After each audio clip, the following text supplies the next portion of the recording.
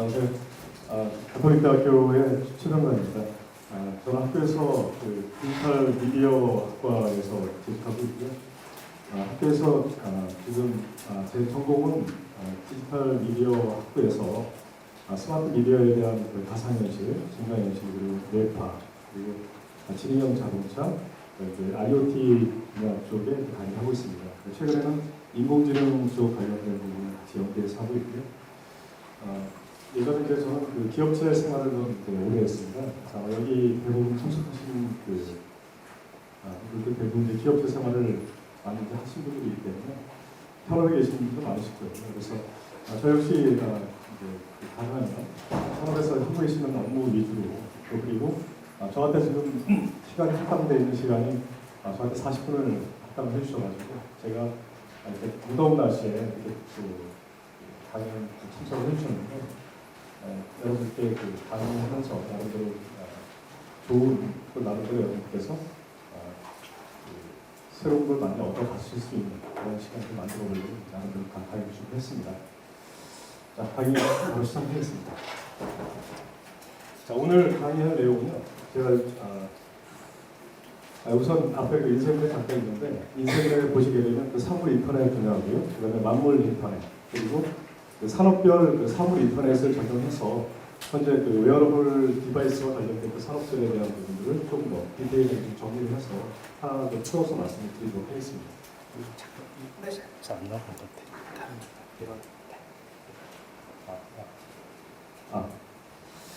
예.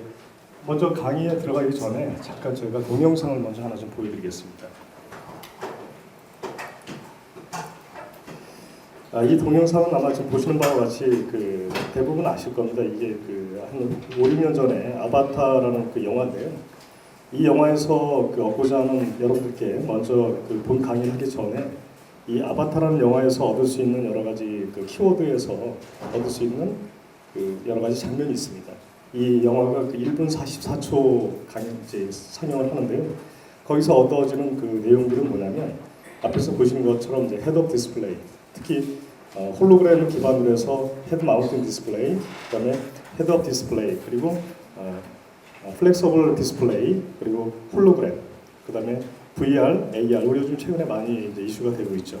그리고 증강현실과 그다음에 뇌파, 의료공학에 대한 이런 내용이 1분 44초 안에 다 나옵니다. 그래서 여러분들께 먼저 잠깐 보여드리고 강의 들어가도록 하겠습니다.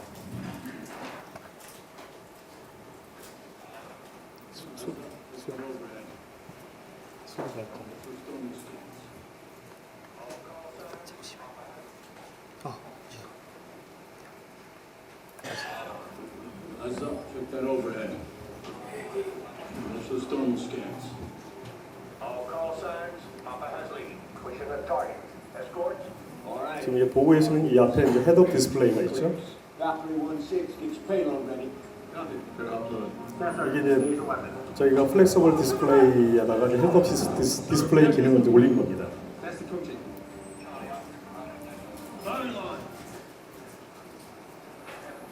이게 이제 저희 최근에 가장 이슈가 되고 있는 가상현실과 증강현실 그런 내용들을 같이 이제 올려서 여기에 지금 이렇게 그 Sully, just find out what the blue monkeys want.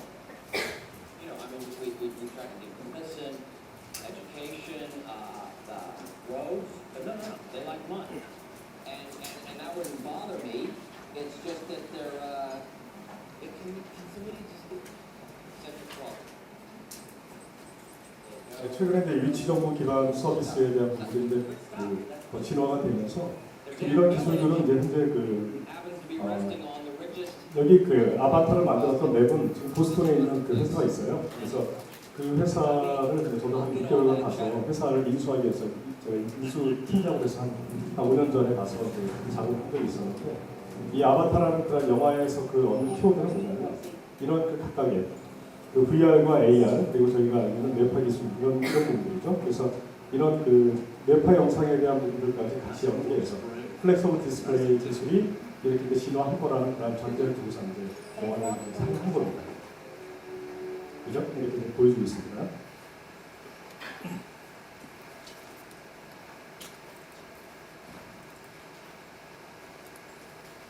자, 우선 제가 그 앞에서 말씀드린 것처럼 이 동영상을 잠깐 그 시청을 하게끔 보여드리면 제가 이제 사물 인터넷 분야에 대한 부분을 좀 더 이렇게 정리를 해서 여러분들께 말씀드리고요. 그 다음에 마물 인터넷이 어떻게 진화를 하며, 그 다음에 저희가 알고 있는 가상현실 기반이 어떻게 변화를 할 건지에 대한 부분을 설명을 드리기 위해서 동영상을 보여드린 겁니다. 사물 인터넷은 우리가 최근에 보면 하나의 그 새로운 학문적인 부분이 아니죠. 그리고 새로운 기술이 이렇게 튀어나온 게 아닙니다. 기존에 사물 인터넷은 그동안 우리가 알고 있던 초고속 인터넷 기반에서 계속 진화가 되어 왔던 부분이죠. 그리고 우리가 그동안 전송 네트워크라든지 교환기를 기반으로 모든 산업들이 이런 인터넷을 기반으로 해서 파이버 옵틱 기반으로 해서 성장을 하면서 이런 사물 인터넷이라는 그런 하나의 패러다임이 별도의 어떤 산업으로 이렇게 튀어나온 거라고 좀 생각을 하고 있습니다. 지금까지는 우리가 초고속 인터넷을 하는데 목적은 가능하면 빨리 많은 데이터를 전송하기 위한 그런 목적을 가지고 샀어요. 근데 이제는 뭡니까? 저희가 기존에 있는 네트워크 컨텐츠나 그런 플랫폼이라든지 이런 내용들이 다 구성이 있어요. 그러면 거기에서 얻을 수 있는 건 뭐냐면 우리가 근거리 이동 통신망, 최근에 이제 NFC라고 많이 얘기합니다. 그래서 우리가 NFC 기반으로 한 메가 BPS급 이하 그런 우리가 알고 있는 근거리 이동 통신망을 통한 그런 기반을 통해서 사물 인터넷에 대한 부분과 더 연동을 하겠다는 거죠. 그리고 사물 인터넷은 범위가 넓습니다. 어느 한 분야에 국한된 게 아니고 각 분야, 특히 건설, 교통, 우리가 알고 있는 스마트 자동차, 의료, 그 다음에 이런 앞에서 말씀드렸던 플렉서블 LCD, 홀로그램 이런 부분이 다 적용이 돼 있어요. 그래서 제가 오늘 여러분들께 말씀드리는 부분들은 뒤에 보시면 이제 쭉 설명을 드릴 텐데요. 오늘 스마트 자동차 설명을 드릴 겁니다. 가상현실 설명 드릴 거고요. 증강현실, 뇌파, 그 다음에 이런 다양성에 대한 부분까지 다 설명을 드릴 겁니다. 그래서 먼저 사물 인터넷은 인터넷팅 오브 형태의 그런 개발입니다. 그래서 이런 내용은 뭐냐면 그동안 사물 인터넷은 모든 산업들이 인프라를 기반으로 한 플랫폼 서비스에 대한 부분들을 기반으로 해서 서비스를 했던 부분들이 이제는 사물 인터넷이라는 하나의 각각의 메커니즘을 통해서 서로 연동을 구성해서 가는 그런 구조를 보고 있는 겁니다. 그래서 사물 인터넷은 우리 생활 속에서 사물들의 그런 유무선 네트워크를 통해서 정보를 공유하는 구조로 가고 있는 거예요. 또 하나는 사물 인터넷은 M2M, 머신 투 머신 개념으로 가는 겁니다. 그리고 기계가 시스템 대 시스템, 사람과 시스템, 사물, 그 다음에 사물과 사물 간의 인터페이스 구성을 갖다가 구성하는 부분들이 사물 인터넷의 가장 기본적인 요소 구성이라고 보시면 됩니다. 그러면 사물 인터넷 환경은 4가지 구성 요소로 나눌 수가 있습니다. 첫째, 사물 인터넷은 모든 사물이 유무선 인터넷으로 연결돼서 데이터를 생성하고 수집하고 공유하는 데 일단 포커스를 두고 있고요. 또 하나는 주요 구성 요소는 사람과 그 다음에 사물, 그리고 서비스에 대한 컨텐츠 서비스, 플랫폼에 대한 이런 각각의 서비스 형태를 갖다가 구성하는 데 목적인 겁니다. 그리고 또 하나는 이 3가지 구성 요소가 분산 환경에서 최근 빅데이터 이야기 많이 나오고 있죠. 그래서 빅데이터를 기반으로 한 상호 협력 관계의 지능 관계에 대한 연동성에 대한 부분을 가지고 사물 인터넷의 3가지 구성 요소를 보입니다. 자, 그러면 사물 인터넷은 스마트폰이 사람과 사람을 연결했다면 그러면 사물 인터넷은 사람과 모든 사물을 연결하는 인터랙션 관계죠. 우리가 흔히 얘기할 때 HCI라는 책을 얘기하고 있습니다. 그래서 사물 인터넷은 휴먼 컴퓨터 인터랙션 관계를 기반으로 해서 상호작용의 네트워크를 구성하고 있는 겁니다. 자, 그러면 사물 인터넷은 우리가 알고 있는 센싱 기술과 유무선 통신 기반으로 한 네트워크 인프라 구성이 있습니다. 그리고 또 하나는 서비스 인터페이스 기술이 있는데 센싱 기술은 앞에서 이제 보는 것처럼 사물들 간에 서로 이제 네트워크 통신할 수 있는 기반이에요. 그래서 기존에는 우리가 플랫폼이라든지 서비스라든지 컨텐츠가 각각의 구성 요소에 이렇게 자리 잡기 전에는 하나의 우리가 시스템이라든지 이런 네트워크 플랫폼을 구성하는데 사실 거기에 투자를 많이 했습니다. 근데 이제는 모든 인프라가 다 구성이 된 거예요. 그러고 나니까 이제는 이런 각각의 콘텐츠 구성 요소라든지 그동안 갖고 있던 모든 인터페이스 구성 요소들, 특히 각각의 플랫폼들이 연동할 수 있는 구조를 갖다 만들어가는 겁니다.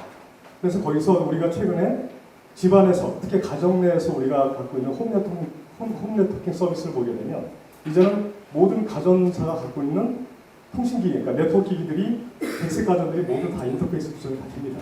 그리고 이런 그 서비스 기반을 통해서 사물 인터넷 서비스는 사람에게 제공할 수 있는 여러 가지 인터페이스 기술들을 다 제공해주는 그런 면모를 가지고 있는 겁니다. 자, 그러면 사물 인터넷의 그 네 가지 원칙이 있습니다. 하나씩 설명을 드릴게요. 그러면 네 가지 원칙은 첫 번째 그 지속성이 있고요. 그다음 표준성이 있고 보안성이 있고 가치성이 있습니다. 아마 대부분 이제 현업에 계시기 때문에 그럼 이런 그 각각의 그런 요소들에 대한 부분을 이해를 하실 거고요. 지속성을 보게 되면 모든 디바이스들에 대해서 서로 작용성, 그러니까 서로 그 작동을 할 수 있는, 스스로 작성할 수 있는 그런 기능을 가져야 되고요. 그다음에 표준성은 이런 그 인터넷이 연결된 그런 모든 디바이스를 통해서 서로 인터페이스 할 수 있는, 상호 그 소통할 수 있는 그 언어의 그런 표현을 갖다 가져가야 되는 겁니다. 그리고 모든 디바이스들은 서로 연결하는 그런 플랫폼이 있어야 되고요. 그래서 예전에는 우리가 그 백색 가전 그 기업, 우리 가전 3사라고 했잖아요. 삼성, LG, 뭐 대우 해가지고. 그러면 이런 가전 3사가 갖고 있던 그 세탁기, 냉장고, 그리고 뭐 이런 가전기기들이 서로가 프로토콜을 갖다 오픈을 안 했습니다. 그죠? 근데 우리가 이제 정보통신부에서 그런 그 각각 우리 홈네트워킹을 갖다 사실은 사물 인터넷에 기반을 트기 위해서 일단 그런 각각의 이제 제조사들이 갖고 있던 프로토콜, 알고리즘을 다 오픈을 해라. 그래가지고 정부에서 단계성을 띄웠어요. 그래서 다 오픈을 했습니다. 그렇게 되면서 지금은 모든 가전사 그리고 우리 스마트폰과 다 연동이 되죠. 그래서 이런 그 보안성에 대한 부분을 가지고서 각각 그 회사들이 갖고 있던 그 알고리즘에 대한 부분을 다 오픈을 시키면서 실질적으로 개인정보에 대한 인터넷과 연결된 부분들의 하나의 그 시스템이 연동되는 그런 구조로 감으로 인해서 보안성에 대한 그런 필요성을 많이 느끼기 시작한 겁니다. 따라서 이제 그런 그 사물 인터넷은 개인이 이미 알고 있거나 쉽게 얻을 수 있는 정보 이상 그 이상이어야지 이 그 서비스에 대한 부분에다가 적용하는 데 어떤 의미가 있다고 보는 겁니다. 앞에 내용을 좀 제가 좀 쉽게 좀 설명을 해서 드릴 거고요. 자, 그럼 이제 사물 인터넷 서비스를 보게 되면 이제 앞에서 제가 뒤에 이제 좀 설명 이제 하나하나 들어갈 텐데요. 자, 최근에 이제 이슈가 되고 있는 게 스마트카입니다. 스마트카가 있고요. 그다음에 스마트홈이 있죠. 그리고 여기 이제 웨어러블 디바이스가 있습니다. 이 세 가지 요소가 지금 최근에 가장 우리 생활에서 이제 이슈가 되고 있는 사항들이에요. 그 세 가지 패턴을 가지고서 이제 우리가 사물 인터넷에 가지고 있는 여러 가지 이런 그 주사기라든지 기저귀라든지 이런 것들이 하나하나 센싱 기술을 통해서 연동이 되는 거죠. 그런 요소는 뭐냐면 지금 우리가 알고 있는 우리 스마트폰에서 가지고 있는 뭐 안드로이드 기반이 있던 구글 기반이 있던 상용 OS에 대한 서비스들이 이제 가정기기에 다 지금 설치가 되고 있고 연동이 된다는 겁니다. 그래서 그런 기반을 통해서 이제는 사물 인터넷의 기반은 시선통신이라는 그런 말을 쓰고 있습니다. 그래서 이런 기반을 통해서 실질적으로 각 기기들에 대한 연동과 이런 서비스들에 대한 구성 요소들이 이제 하나하나 서로 매칭 관계로 가고 있는 거예요. 그래서 최근에 아까 말씀드렸듯이 HCI, 휴먼 컴퓨터 인터랙션 기능들이 이제는 우리 생활에서 일단 하나의 그런 메커니즘 구성 형태로 가고 있다는 구조를 이제 그렇게 이해하시면 될 것 같습니다. 자, 일단 최근에 보게 되면 이제 클라우드 기반의 서비스 많이 얘기하고 있습니다. 그죠? 그래서 클라우드 서비스는 우리가 이제 사물 인터넷에서 보는 관점은 사물 인터넷의 환경에서 비즈니스를 하기 위한 인프라가 일단 변화해야 된다는 그런 관점에서 보고 있습니다. 그리고 자, 이런 그 사물 인터넷을 갖고 있는 그 요소들 중에서 클라우드 컴퓨팅과 가상화, 그다음에 효율적인 스토리지, 그리고 빅데이터 분석을 통해서 이런 기능들이 각각 요소를 차지하고 있는데요. 사실 가장 중요한 건 사물 인터넷에서 갖고 있는 그 요소들은 사람과 사람의 그 인터페이스 구성이죠. 그리고 기기와 사람 간의 인터페이스 구성 요소에 대한 그런 그 목적에 대한 그 필요성을 가장 궁극적으로 보고 있는 겁니다. 저는 이제 학교에 있다 보니까 최근에 이제 학생들하고 이제 제가 이제 강의를 하면서 이런 얘기를 많이 하거든요. 하다 보면 제가 요즘에 이런 그 사물 인터넷이나 이런 기기들에 대한 그런 그 변화가 얼마나 빨리 변하냐면 제가 지난 학기에 강의를 했던 교환을 다음 학기 강의를 못합니다. 그 정도로 기술이 빨리 변하고 있습니다. 우리 그 흔히 얘기할 때 그 경영학과나 경제학과 교수님들은 특히 인문학부 교수님들은 OHP 하나 이렇게 뜨면 10년 쓰신다고 그러잖아요. 그죠? 예전에 그렇게 하셨습니다. 지금도 그렇게 하세요. 근데 저희처럼 그 미디어, 특히 미디어 공학 쪽에 있는 교수들은 한 학기가 다릅니다. 그런 기술이 워낙 빨리 변하니까 방학 때 되면 논문도 쓰지만 교환 만드는 게 사실 일입니다. 그래서 거기에 맞춰서 준비하는데 워낙 이게 빨리 변하니까요, 기술이. 그래서 그렇게 준비를 하고 있고요. 그런 그 기반을 통해서 사물 인터넷에 대한 그런 그 서비스들이 이제는 클라우드 환경으로 이제 넘어가고 있는 거죠. 모든 서비스 구성 요소들이 사물을 통해서 이런 그 클라우드 인프라 서비스에 대한 부분과 서비스가 같이 연동되는 부분들이 이런 다양한 팩터를 통해서 이제 변하고 있고요. 그리고 디바이스 중심에서 이제는 서비스 중심으로 변하고 있다는 겁니다.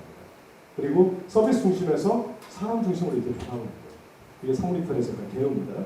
그리고 디바이스 사이에서 이제는 표준화와 사물 인터넷을 갖고 있는 고도화가 일단 필요한 겁니다. 최근에 우리 그 이제 기업들이 많이 이제 그 어렵다고 하시잖아요. 경기가 어렵고 또 최근에 고도화 관련된 그런 사업들이 많이 이제 또 한편에서 뜨고 있는데 아마 아시겠지만 그 요즘 IT 기업들은 많이 힘들어요. 특히 학교에서 그 전공 분야별로 이렇게 나눠서 보게 되면요, 인문학부 학생들 같은 경우는 취업률이 많이 떨어져 있습니다. 저희 학교만 하더라도 몇 년 전만 하더라도 저희 학교 인문학부 학생들이 상당히 그래도 상위 클래스라고 이렇게 전체적으로 봤을 때 그래서 애들이 취업을 많이 했는데 앞으로 갈수록 더 이렇게 취업률이 많이 떨어지고 있습니다. 그런 추세가 뭐냐면 그만큼 기술과 사회에서 요구하는 그런 그 사회 환경이 매칭이 되지 않는 거예요. 그래서 지금 보게 되면 우리 그 기업들도 최근에 IT 기업들은 굉장히 힘들어합니다. 근데 그 중에서도 IT 기업 중에서도 최근에 많이 사업들이 이제 고도화 사업을 이제 엮여서 끄는 기업들이 제조 기반의 사업들이 있죠. 특히 그 자동화 쪽 하는 그 기업 사업을 비즈니스 하는 그런 기업들은 최근에 고도화 사업에 넘어가고 있습니다. 그게 왜냐하면 이런 사물 인터넷에 대한 그런 그 요소들이 새로운 그 기존에 있던 인프라에다가 사물 인터넷에 대한 이런 내용들을 갖다 접목을 하면서 모든 사업들이 국책 사업부터 고도화로 넘어가고 있습니다. 그래서 그런 새로운 시장들이 창출되고 있는 겁니다.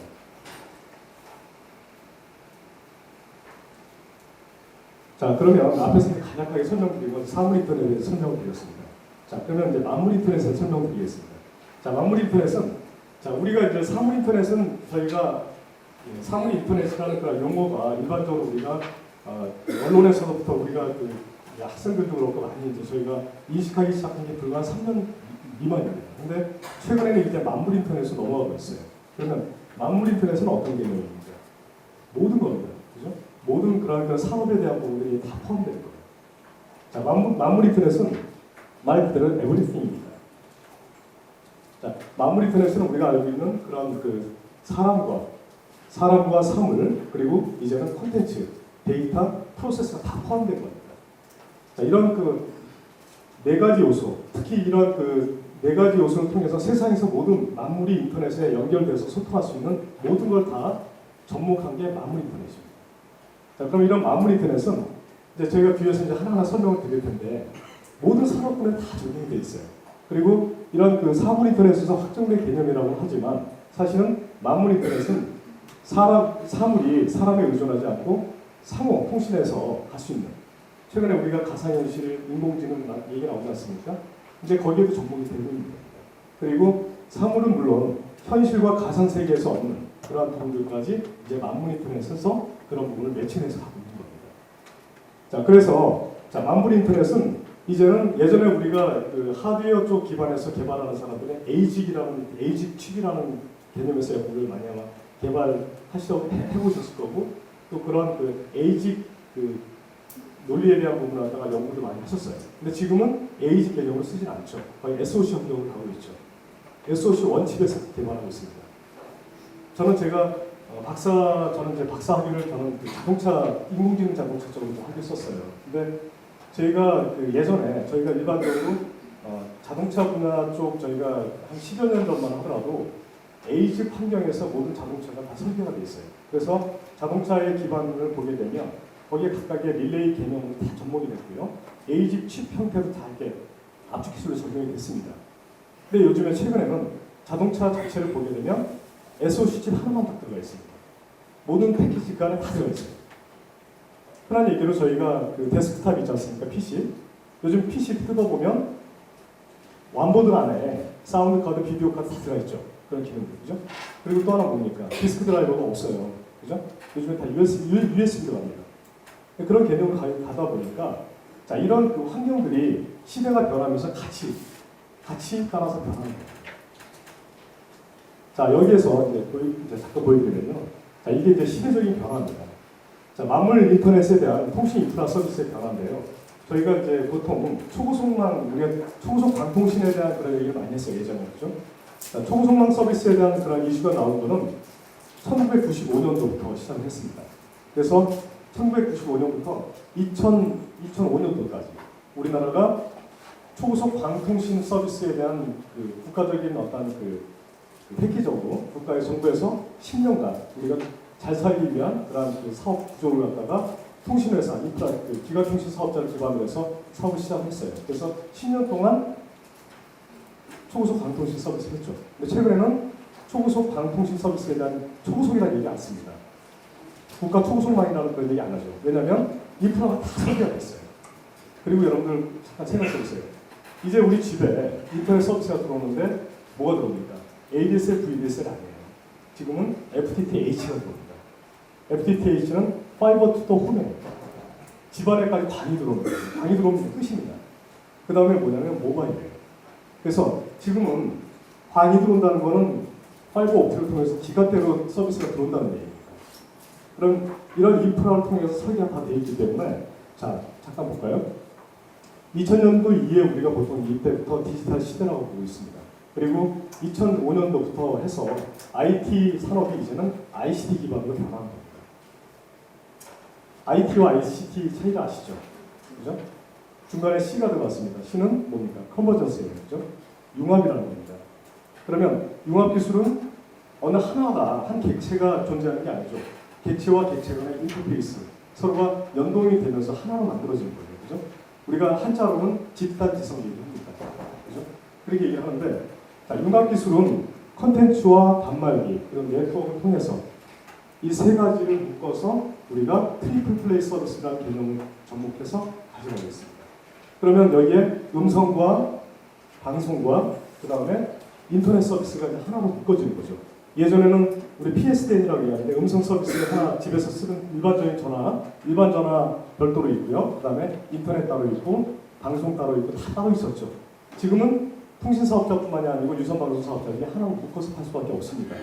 그만큼 초고속망 서비스에 대한 부분이 이제는 인프라가 다 깔려있기 때문에 지금 콘텐츠를 기반으로 해서 특히 기업들은, 특히 사업자들은 이제는 콘텐츠 서비스에 대한 부분과 그 다음에 스토리지, 우리 그 DMC 좀 많이 얘기하지 않습니까?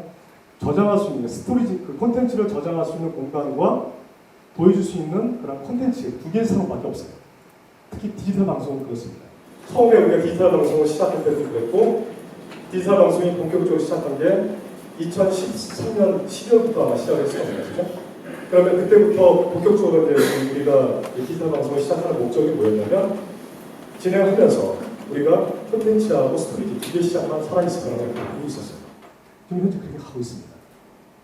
자, 그리고 거기에 이제 지금 하나 더 올렸죠. 뭡니까? 음성망, 그 다음에 방송망, 데이터망 플러스 모바일입니다. 그래서 지금은 네 가지 서비스를 하나로 묶어서 하고 있죠. 그게 어디 있습니까? 우리 스마트폰 안에 다 들어가 있습니다. 자, 우리 스마트폰 안에서 보게 되면 전화도 받죠, 카메라도 찍죠, 저장할 수 있는 공간, 이런 기능들이 다 들어가 있습니다. 그게 왜냐하면 그러한 시장들이 다 현재 우리 생활에서 자리 잡고 있기 때문에 그런 기반으로 해서 이게 산업이 변하고 있는 겁니다. 그래서 지금 현재 2016년 기준으로 보게 되면 자, 인터넷 서비스는요, 지금 FTTH로 지금 이제 다 설치가 되어 있습니다. 그리고 자, 디바이스는 스마트 모바일을 통해서 우리가 현재 지금 서비스를 받고 있죠. 그리고 차세대 이동통신망은 지금 4G에서 이제 5G로 지금 가고 있습니다. 그죠? 그리고 그 다음에 여기에 우리 인터넷을 기반으로 한 자, 이런 그 홀로그램을 기반으로 한 서비스는 이제는 우리 생활에서 이제 하나 우리가 거기에 이제 들어가고 있는 겁니다. 저는 제가 매 학기마다 학생들한테 질문합니다.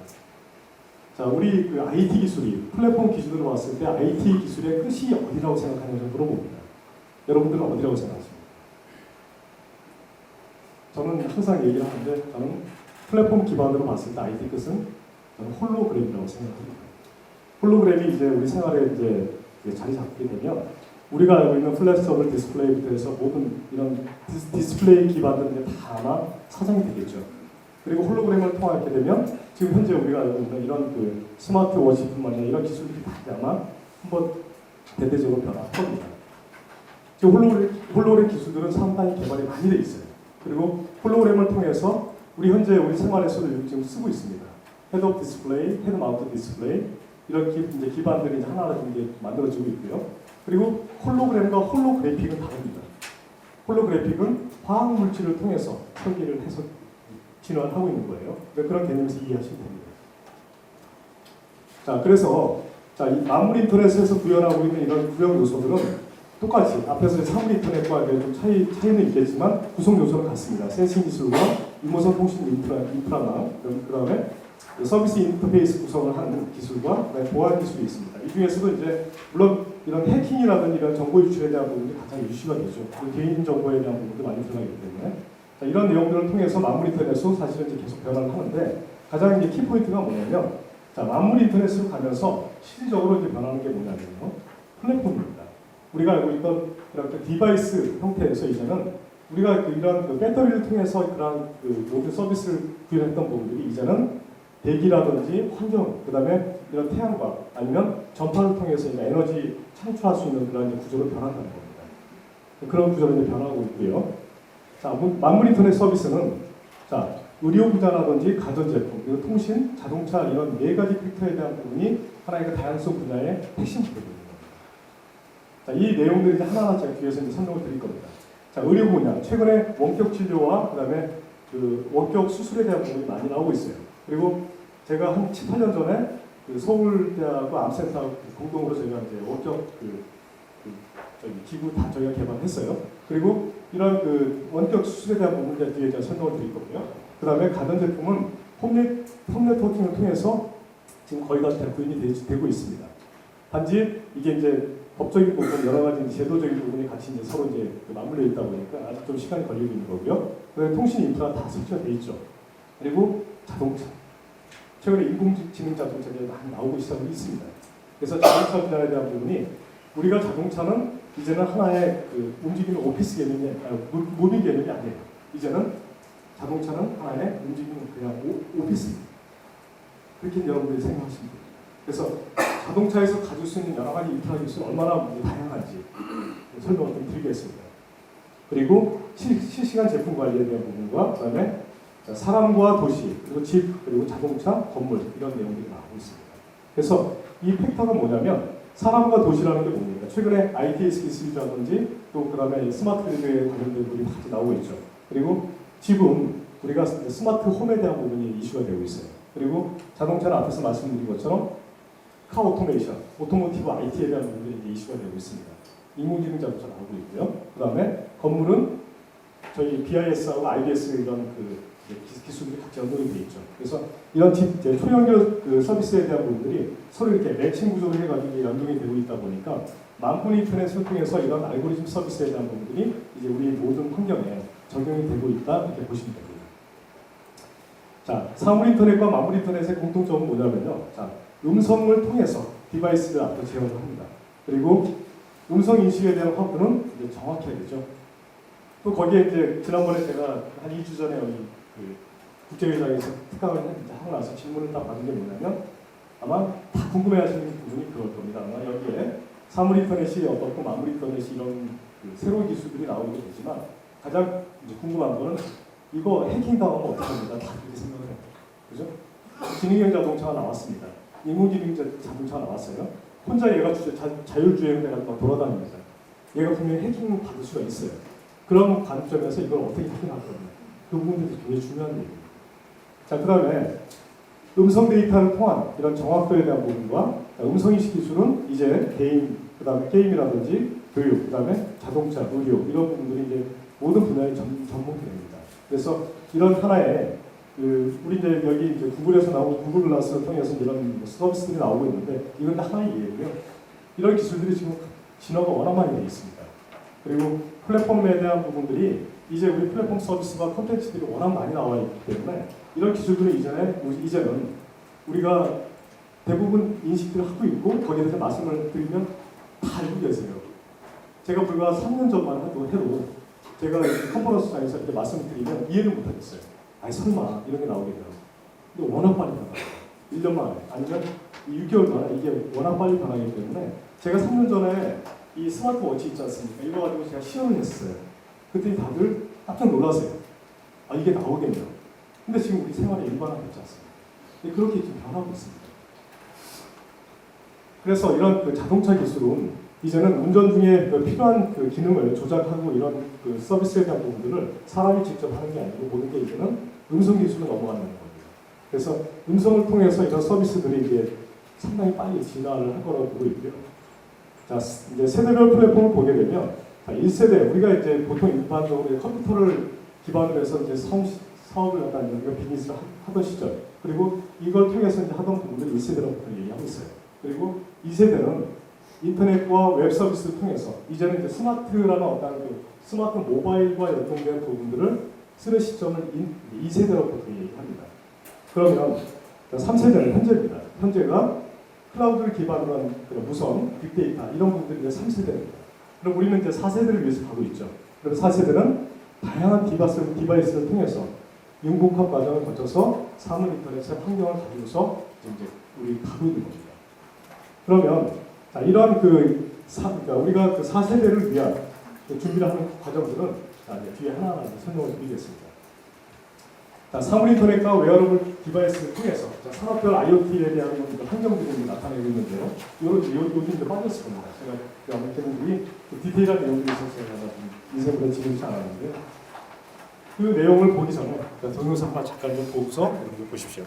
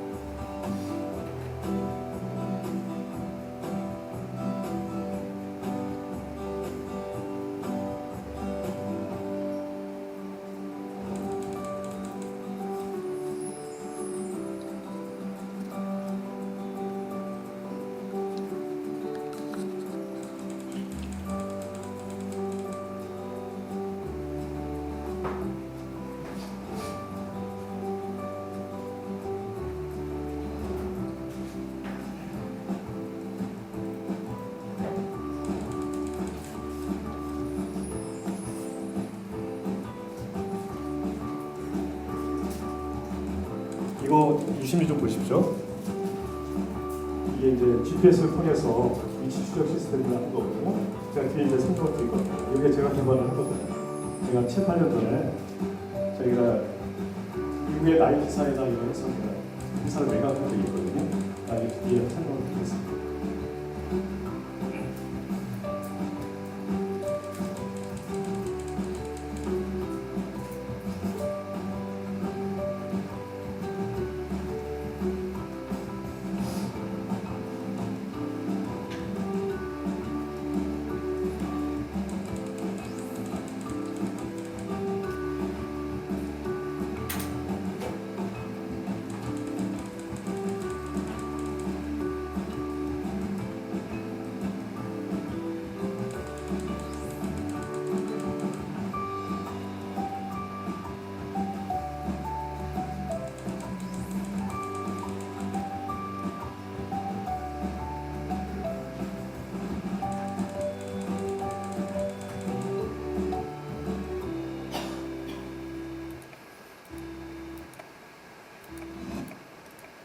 네. 자, 이 내용은 이제 그 동영상은 유튜브에 보시면 나오세요. 이게 그 나오는 동영상이고요. 제가 이걸 이제 인용을 한 거는 그 최근에 이제 그 디바이스 기반, 그러니까 웨어러블 디바이스와 웰리스라는 이런 그 새로운 그런 패러다임을 통해서 이제 기능들이 많이 변하기 때문에 여러분들께서 이제 동영상 한 편으로 보시면서 다양한 기능들 아마 새로운 그 부분을 이해하실 수 있기 때문에 제가 정리를 한 거고요. 자, 그러면 앞에서 이제 말씀드린 것처럼 자, 사물 인터넷, 만물 인터넷 설명드렸습니다. 그러면 이제 산업별, 우리가 이제 사물 인터넷에서 사물 인터넷을 통해서 IoT 기반을 통해서 이제 적용하는 그런 산업들이 어떻게 변하는지 하나 좀 설명을 드릴게요. 자, 그 중에 이제 스마트홈이 있습니다. 그죠? 우리 이제 최근에 IT 건물 쪽에서 이제 빌딩에서 보게 되는 옛날에는 BAS, BAS라는 그런 빌딩 자동화 시스템에 대한 부분하고 얘기했는데 그 BAS에서 이제 좀 더 진화된 게 IBS입니다. 그래서 인텔리전트 빌딩 이제 시스템이라고 해서 이제 IBS로 넘어왔는데 지금 이제 BIS로 넘어가고 있죠. 그래서 이런 그 빌딩 네트워크 시스템들이 워낙 다양하기 때문에 이런 그 스마트 홈에 대한 그 산업들이 이제는 우리 가정에서 우리 여러분들 가정에서 또 우리 제가 가지고 있는 여러분들이 가지고 있는 스마트폰과 연계해서 모든 인프라 서비스가 다 되고 있습니다. 그래서 이런 기반을 통해서 스마트홈은 가전제품을 비롯해서 에너지의 모든 그 장치 그리고 의료 시스템 그리고 보안기기 등과 해서 다 연동이 되어 있어요. 그게 뭐냐면 앞에서 말씀드린 것처럼 상용 OS를 탑재했기 때문에 그렇습니다. 그리고 우리 가전기기도 이런 가전기기 일일이 이런 부분들이 안드로이드 기반이라든지 우리가 알고 있는 스마트폰에서 갖고 있는 기기들과 연동이 100% 다 됩니다.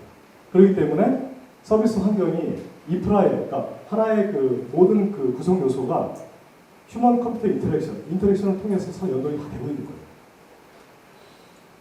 이거 이제 지능형 로봇입니다. 자, 지능형 로봇 산업이 우리 아까 말씀드린 것처럼 스마트폰과 연동된 산업이 지금 진화하고 있다고 했죠. 최근에 이제 드론 나오고 있습니다. 그죠? 드론 기술도 마찬가지입니다. 상당히 진화되고 드론 기술 자체를 통해서 앞으로 산업이 어마어마하게 많이 변할 겁니다. 단순히 얘가 프로펠러를 장착을 한 하나 기기가 떠서 날아다니는 개념이 아니고요. 얘를 통해서 모든 데 산업이 어마어마하게 변할 겁니다. 지금 이런 그 지능형 로봇 자체도 인공지능 그 로봇은 이거 제가 예전에 이제 이건 저인데요. 얘가 이제 제가 그 지능형 로봇 쪽에 이제 사업 제가 반장을 하게 됩니다. 그래서 이건 이제 저희가 슈브라든지 이런 인공지능 서비스에 대한 인공지능 그 로봇들이 이제는 우리 산업군에서 자리를 잡고 있습니다. 그래서 우리 스마트폰 기술들이 지금은 하나의 우리가 단순하게 하나의 그 기기 개념으로 보시면 안 돼요. 그래서 이런 모든 그 환경들이 이렇게 플랫폼과 연계한 IoT 환경들이 이렇게 변하고 있고요. 그 다음에 아까 말씀드린 것처럼 스마트카 시장은 그 자동차 첨단 IT 기술을 통해서 이런 융합 기술을 통해서 편의성과 그다음에 안전성을 갖다 적용할 겁니다. 앞으로 기술은 어떻게 변하냐면 자동차 아마 집에 이제 있고요. 저는 제가 회사에 있습니다. 그래서 제가 대리운전 지금 부르는 그런 컨셉으로 똑같이 제 차를 부릅니다. 그럼 얘가 나와서 자율주행을 해서 옵니다. 지금 우리 플랫폼 환경은 다 돼 있어요. 인프라도 다 돼 있습니다. 근데 지금 현재 여러 가지 이제 법 규제라든지 여러 가지 부분들이 아직 이제 좀 더 지금 아직 서로 이렇게 산업 기반과 연동이 돼가지고 아직 좀 더 보완이 해야 될 부분이 있고요. 지금 버스는 IBS 기능이 다 돼 있잖아요. 그죠? ITS 기능. 그래서 우리가 버스 정류장에 서 있으면 몇 분 후에 버스가 온다는 게 다 오잖아요. 그죠? 그런 기술이 다 돼 있습니다. 자, 이런 카 인포테인먼트 서비스들이 오토모티브 IT를 통해서 이런 진화를 하고 있고요. 그 다음에 인텔리전트 시스템들이 이제는 ITS와 연계된 이런 그 도시의 인프라 서비스, 무인 환경이 이제는 다 구성이 돼 있어요. 그래서 지금 첨단 신도시라든지 또 아니면 국제 신도시 이런 데 가보면 이런 인프라 구성이 다 돼 있습니다. 특히 RFID USB라든지 RTLS 서비스를 통해서 지금 그게 다 돼 있어요. 그렇게 지금 보고 있습니다.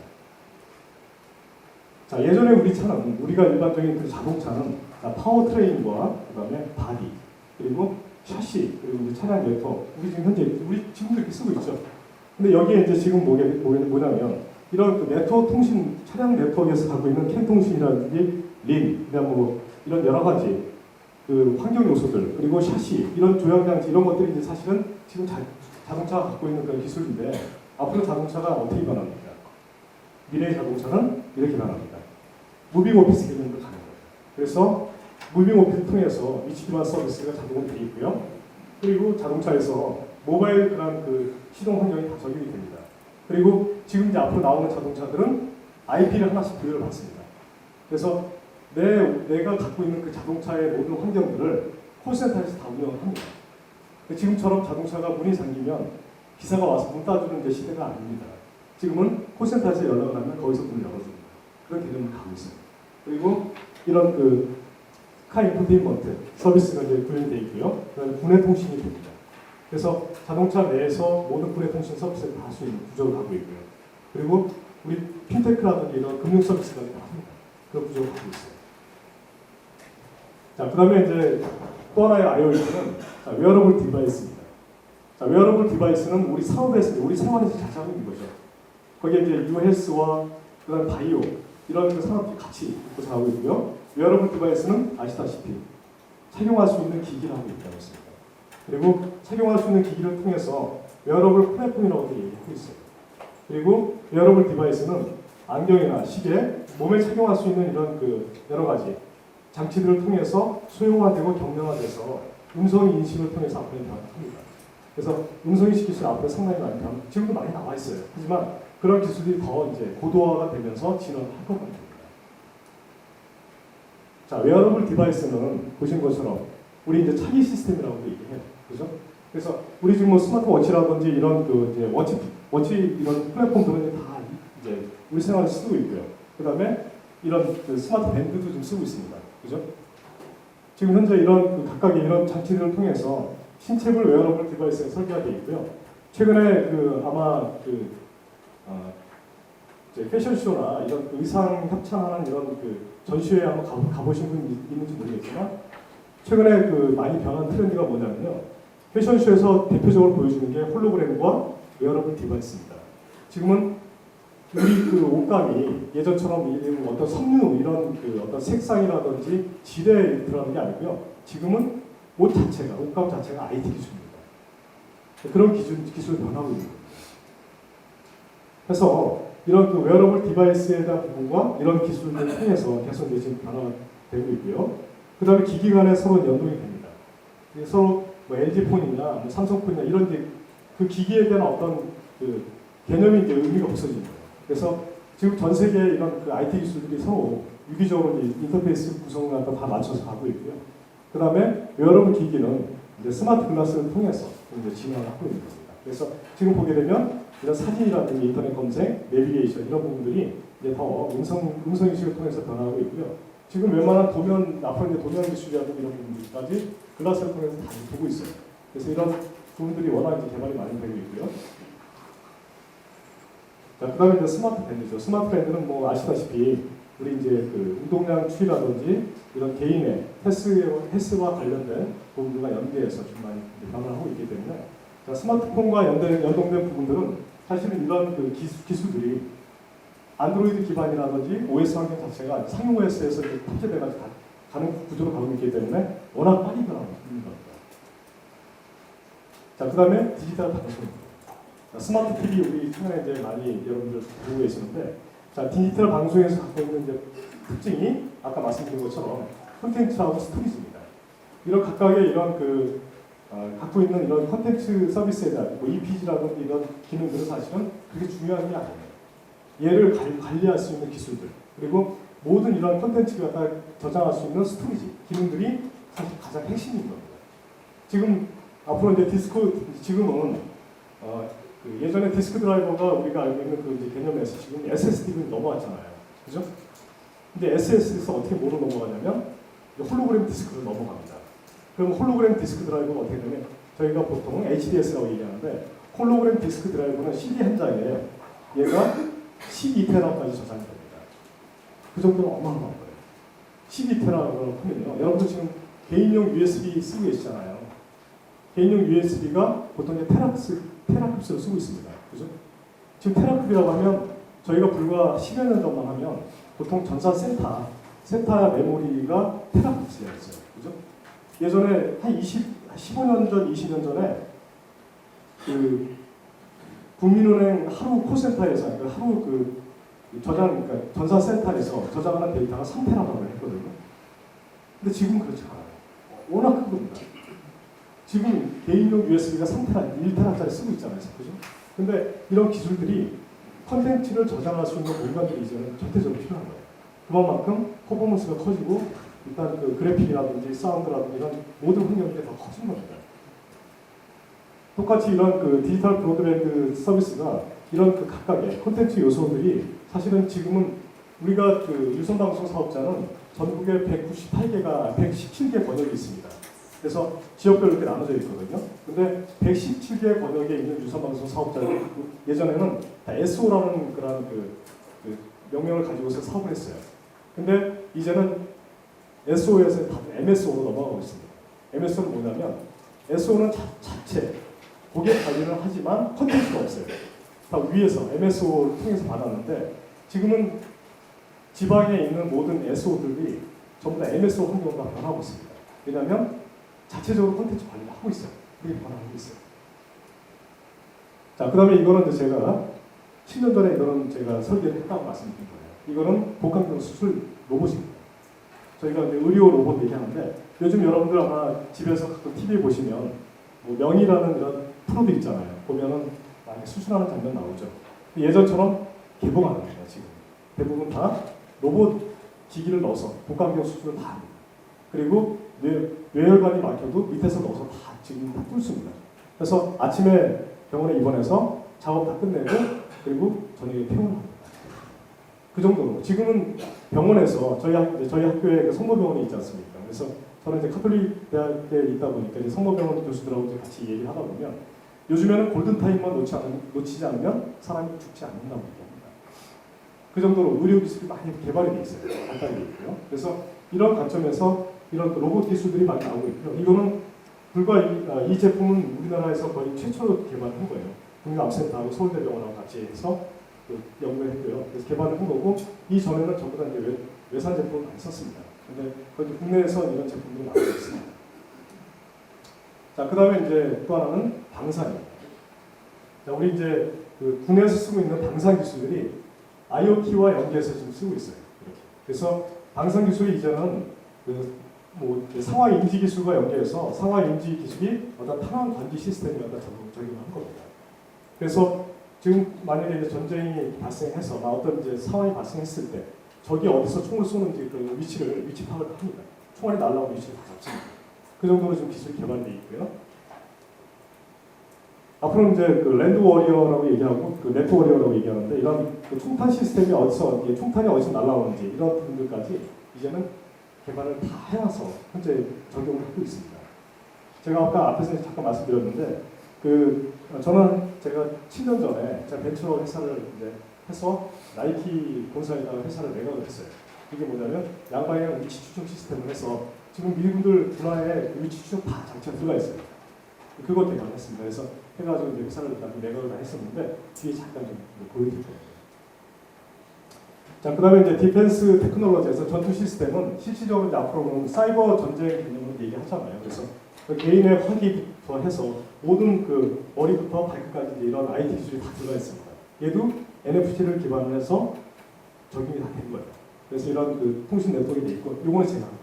아까 말씀드렸듯이 이게 이제 나이키 여기 신발 충전 장치가 들어가 있어요. 그래서 요건 밑에 폴리머로 해가지고요. 요거는 이제 저희가 운동화로 해가지고 처음에 이제 제안을 했고 해서 이게 프로포잘이 제가 했는데 통과를 해서 회사를 매각을 했죠.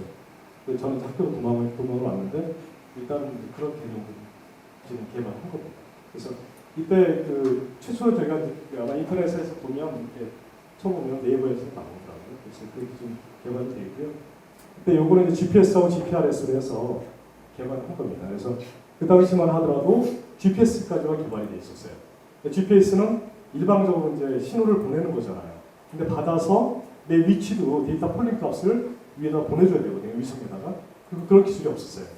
그 당시에 처음 개발을 해서 데이터 폴링 값을 가지고서 이분들 신발에다 적용하면 보통 얘가 한 번 충전하면 보통 한 45일 정도 갑니다. 그래서 45일 정도 전쟁을 보통 한 45일 하진 않잖아요. 싸우다 다시 들어와서 또 충전하고 또 싸울 수도 있습니다. 그런 개념으로 적용합니다. 자, 그러면 자, 앞에서 이제 산업별 그 웨어러블 적용에 대해서 설명을 드렸고요. 자, 그다음에 이제 UCT하고 유비쿼터스에 대해서 설명을 드리겠습니다. 자, 유비쿼터스는 자, 앞에서 말씀드린 것처럼 자, 우리 이제 그 바디 트랜스라고 해서 모든 그 산업별 적용하는 부분들, 특히 뭐 스마트워치라든지 이런 각각의 밴드라든지 이런 기능이 다 들어가 있습니다. 그래서 이런 하나의 그 유비쿼터스 세상을 통해서 우리 그 의료, 그다음에 엔터테인먼트, 군수 이런 그 교육, 그 산업별로 적용이 다 돼 있어요. 그리고 거기에는 우리가 아까 말씀드린 것처럼 홀로그램과 헤드업 디스플레이, 헤드 마운트 디스플레이를 통해서 같이 이렇게 서비스를 하고 있는 거예요. 자, 그러면 유비쿼터스란 앞에서 얘기한 것처럼 언제 어디서 존재해야 되죠. 그리고 현재해야 됩니다. 그리고 유비쿼터스는 이게 이제 라틴어로 이제 처음에 이제 명명이 돼서 나왔고요. 유비쿼터스는 휴대폰이 진화되면서 실질적으로 이제 진정한 유비쿼터스 세계는 언제 어디서나 서비스를 받아야 되는 그런 그 명령이 있습니다. 그리고 유비쿼터스는 네트워크를 통해서 접속을 해야 됩니다. 그죠? 모바일이 됐던 유선이 됐던 그런 관계없이요. 그리고 네트워크를 통해서 가야 되고 그다음에 사용자에게 보이지 않아야 됩니다. 지금 여기에도 보면 유비쿼터스 성능이 다 되어 있지만 보이지 않습니다. 그런 구성 요소가 다 되어 있어요. 그리고 또 하나는 유비쿼터스는 사용자에 따라서 제공할 수 있는 서비스가 달라야 됩니다. 그래서 우리 여기 계시는 우리 그 모든 분들이 우리가 스마트폰을 가지고 있지만 실질적으로 보면 가지고 있는 컨텐츠나 여러 가지 서비스에 대한 그 조회하는 내용이 다 다르잖아요. 그런 관점으로 보시면 됩니다. 자, 유비쿼터스 컴퓨팅은 자, 우리가 홈 네트워킹과 이런 네트워크 기반의 이런 서비스들의 다양성을 가져가고 있죠. 요즘에 그 농촌에서 농사 짓는 그 농사 짓는 분, 젊은 특히 이제 우리 부모님 세대 말이고요. 우리 젊은 세대에서 보게 되면 요즘에 농사 짓는 분들 되게 보면 IT 기술 다 전공했습니다. 그래서 식물 재배하는 부분에서 모든 걸 다 실질적으로 이제 이런 그 관점에서 IT 기술 전공해서 일단 농사들을 많이 짓고 계시고요. 자, UCT에 대한 부분이 나오고 있어요. 유비쿼터스는요. 자, 유비쿼터스에 대한 그 서비스는 자, 가장 핵심이 되는 게 뭐냐면 홈 네트워크입니다. 홈 네트워킹에 대한 그 이슈가 나오면서 자, 초고속 서비스에 대한 그러니까 초고속 정보통신에 대한 부분이 이제 특등급이라는 이야기가 나오고 있어요. 그래서 특등급을 통한다는 건 무슨 얘기냐면 집안에까지 광이 들어온 거를 기준으로 보는 거예요. 집에까지 광이 들어옴으로 인해서 집에 들어오면 이제 MDF 그 아파트 단자함이 있고요. 그럼 단자함을 통해서 댁내에 들어오는 그 군의 단자 그 단자함까지 들어옵니다. 댁내 스위치까지. 거기서 또 이제 UTP로 해서 이제 돌리는데 그게 보통 댁내가 써 있어요. 집안에서 들어가는 거예요. 근데 집안에까지 들어오는 거는 1기가 때문에 들어오는 겁니다. 그래서 그런 기반을 통해서 이런 그 세대별, 홈 네트워킹을 통한 이런 그 뭐 세대별, 이런 뭐 월패드라든지 이런 게 좀 다 조명이라든지 다 이게 설계가 되어 있고요. 그리고 앞으로 이런 이제 하나의 스마트 홈 자체는 네트워크 기반에 대한 그 UCT 환경이 이제 구성이 되기 때문에 같이 연동이 되고 있는 겁니다. 이게 또 우리 스마트폰과 연동이 되고 우리 자동차와도 연동이 되는 겁니다. 해서 이제 보게 되면 가정 내에서는 난방 제어라든지 월패드라든지 UCTV라든지 이런 게 크게 연동이 되어 있어요. 이런 구성들을 가고 있고요. 그 다음에 편의성, 그리고 특화성, 그 다음에 안전성에 대한 부분이 적용이 되어 있죠. 그리고 경제성까지 들어갑니다. 이런 기반을 통해서 이제 지금은 우리 모든 이제 가정기기들이 대부분 다 1등급, 뭐 전력 소비량 1등급, 2등급을 나누잖아요. 그냥 그런 분들이 가장 적게 전력 소비량을 적게 하면서 열 효율을 최대한 놓을 수 있는 그런 기술들 많이 개발을 좀 하고 있고요. 자, 그 다음에 이제 공용부입니다. 홈 네트워킹에서는 공용부는 자 이렇게 보면 특화된 부분은 뭐냐면 주차 인식이라든지 최근에 그 주차 유도 시스템들이 많이 되어 있죠. 그래서 차량이 들어가면 빈자리 다 알아서 찾아주는 그런 기능도 들어가 있고요. 그 다음에 뭐 안전이라든지 이런 그 편리성 이런 부분 같이 저희 아파트만 하더라도 키오스크가 다 설치가 되어 있더라고요. 그래서 이제 외부 방문객들이 들어와서 그 다음에 최근에 이제 택배 시스템들까지 이제 설치가 많이 되고 있습니다. 택배 기사들이 와서 집 안에까지 들어오는 게 아니고 일정 공간에 이제 거기 이제 번호표를 해서 물건 넣어서 와서 찾아가십시오 하는 그런 개념이 많이 변할 거라는 거죠. 자, 그다음에 단지 내 IT 인프라는 뭐 통합 SI를 통해서 통합 배선이라든지 EMS, 그다음에 이제 그 스마트 그리드라든지 이런 그 각각의 장치들을 통해서 많이 변화를 하고 있고요. 자, 유비쿼터스의 컴퓨팅 기술은 자, 크게 이제 4가지 팩터를 보고 있습니다. 4가지 환경이요. 첫 번째는 웨어러블 컴퓨팅 기술입니다. 그래서 아까 앞에서 말씀드린 것처럼 옷이나 안경처럼 착용할 수 있는 부분에 대한 그 부분을 갖다 웨어러블 컴퓨팅이라고 보고 있고요. 또 하나는 인베디드 컴퓨팅입니다. 인베디드 컴퓨팅은 하나의 그 사물에다가 컴퓨터 칩을 갖다 내장해서 사물 자체가 진화될 수 있도록 변화하는 거죠. 그리고 감지 컴퓨팅은 컴퓨터가 센서를 통해서 사용자에게 상황을 인식할 수 있도록 이제 적용해 주는 거예요. 그리고 노매딕 컴퓨팅, 사용자가 정보 기기를 굳이 휴대하지 않아도 이런 그 각각의 필요한 그 컨텐츠 서비스를 갖다가 얘가 제공할 수 있는 그런 컴퓨팅 기술을 갖다 4가지 형태로 보여주고 있는 겁니다. 자, 그럼 UCT 앞에 유비쿼터스 기반으로 해서 UCT 환경이 이렇게 변하고 있는 걸 보여드릴게요.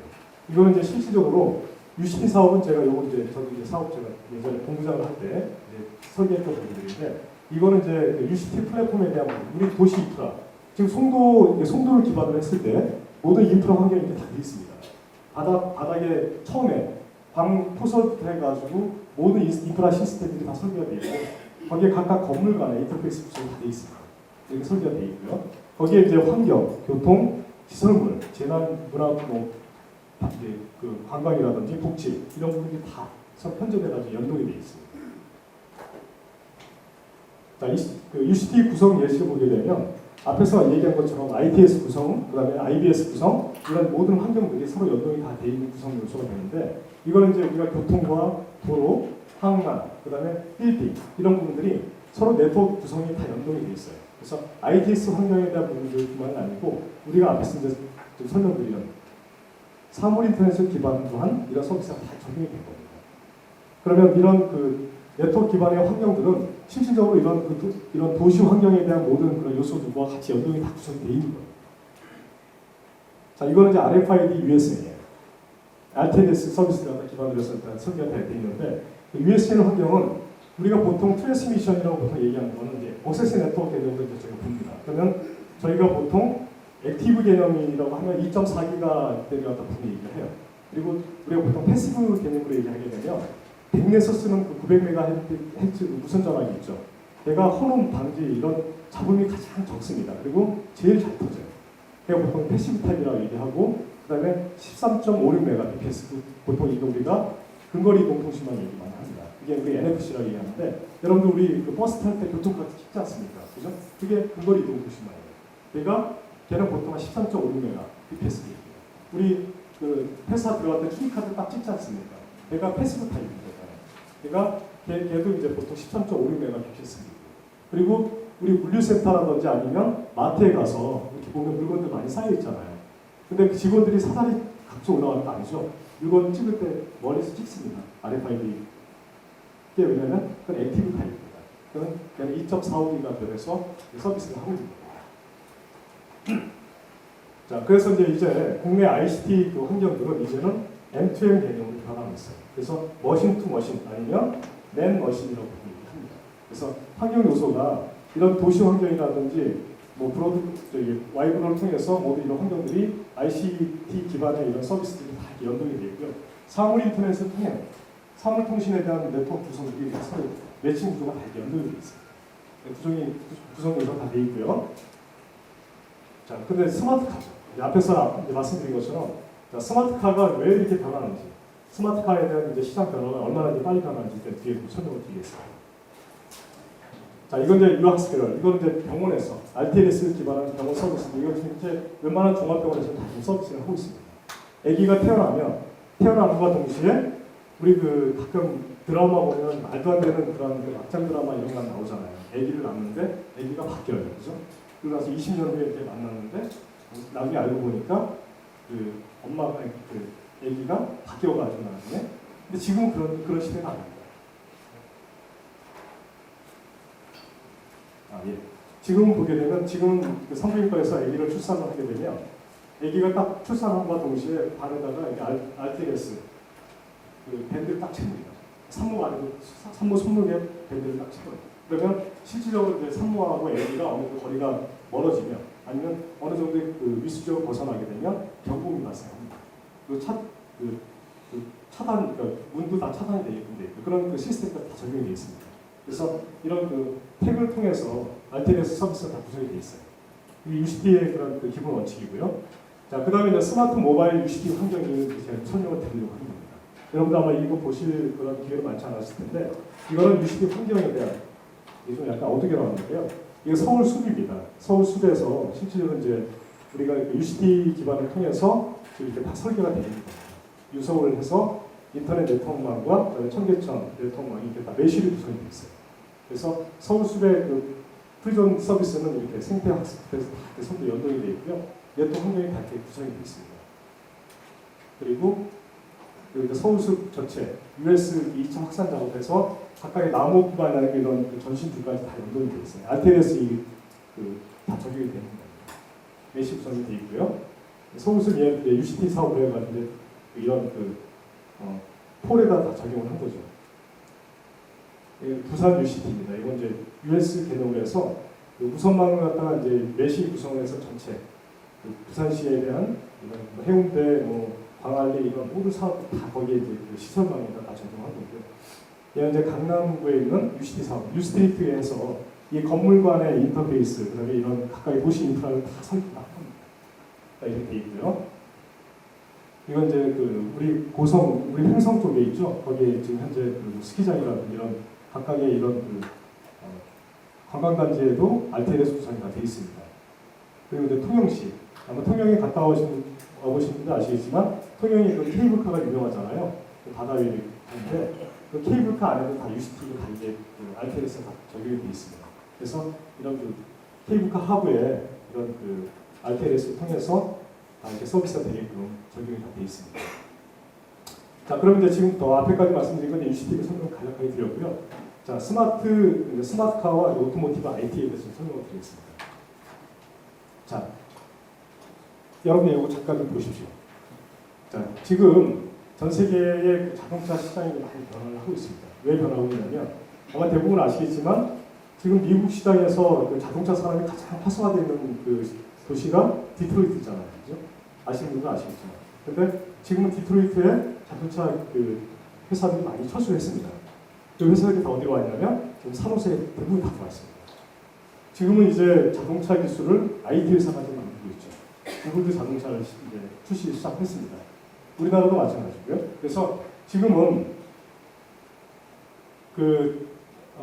디트로이트에 있던 자동차 글로벌 기업들이 전부 다 산호사예요. 그러니까 지금 실리콘밸리를 다 이전했어요. 거기에 우리나라도 여기 보면 현재 혼다뿐만이 아니고 여기 현대자동차도 이렇게 이쪽 지역에 샌프란시스코 이쪽에 중앙연구소가 있습니다. 자동차 융합 기술들이 지금 이제 모든 IT 기술과 연계해서 지금 가고 있기 때문에 IT 핵심 전략 기술들을 갖다 여기다 적용을 한 거예요. 그래서 예전처럼 지금 예전에는 산업세 하면 IT의 메카라고 다 생각했잖아요. 근데 지금은 자동차 산업을 갖다 기반으로 하고 있습니다. 구글뿐만이 아니고 모든 기업들이 지금 다 들어와 있고요. 자, 스마트카를 갖다 이제 기반으로 해서 이렇게 발전을 하고 있는데 개요는 스마트카는 시스템 서비스를 실현하기 위한 하나의 개방형 단일 플랫폼이라고 하고 있습니다. 혹시 네트워크 쪽에 이제 좀 공부를 하시거나 이제 업무를 보시는 분들은 대충 보통 우리가 링이라는 개념에서 얘기합니다. 우리 네트워크망은 보통 링으로 이렇게 표현을 많이 하는데요. 자동차는 기존의 자동차는 뜯어보면 링 하나의 구성으로 딱 하나 되어 있습니다. 링으로 되어 있고 그 안에서 네트워크 서킷 연동해가지고 캠통신을 할 수 있게 다 뽑아놨는데 지금 현재 자동차 스마트카는요 상용 OS를 써요. 상용 OS를 쓴다는 거는 자동차 안에서 모든 우리 스마트폰과 연결되는 기술들이 이제는 하나의 완책 개념에서 SOC 환경에서 다 적용이 된다. 그래서 스마트카는 이제는 카 인포테인먼트를 통해서 친화적이고 첨단 기능이 제공하는 그냥 지능형 자동차로 변화합니다. 그리고 스마트카는 카 인포테인먼트 시스템을 통해서 PC와 어플리케이션 그리고 자동차의 운영체제를 일반적인 상용 운영체제를 통해서 멀티미디어의 인텔리전트 서비스를 하고 있는 거예요. 그게 지능형 자동차 시스템입니다.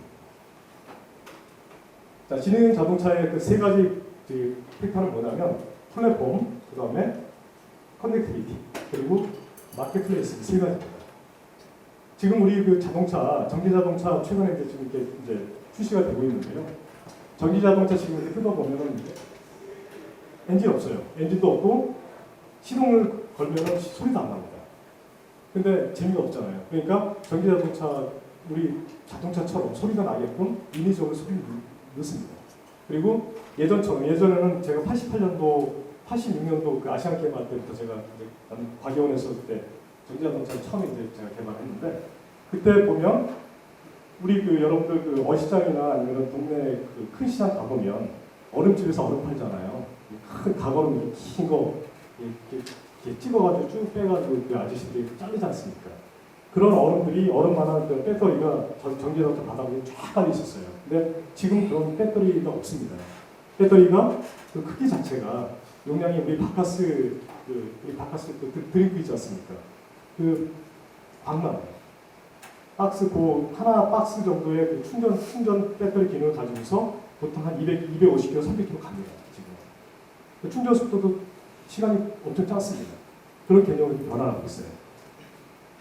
이런 그 플랫폼 환경들이 워낙 이렇게 이제 변화를 하다 보니까 사실은 이런 기반 기술들이 워낙 이렇게 빨리 변하고 있는 겁니다.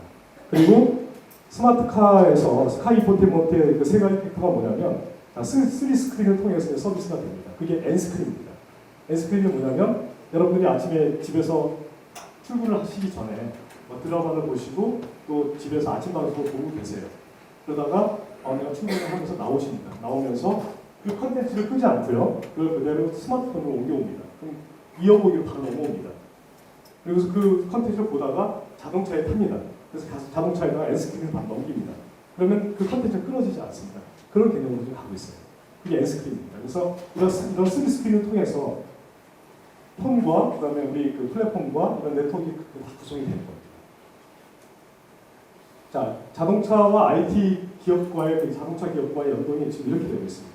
GM은 모토로라와 구글과 연동이 되어 있어요. 그래서 얘네들이 가지고 있는 기술을 플랫폼에다 적용했고요. 그리고 현대자동차는 MS와 그 삼성전자 가지고 있는 이런 그 환경들, 콘텐츠라든지 어플리케이션 이런 내용들을 갖다가 자동차에 탑재를 했죠.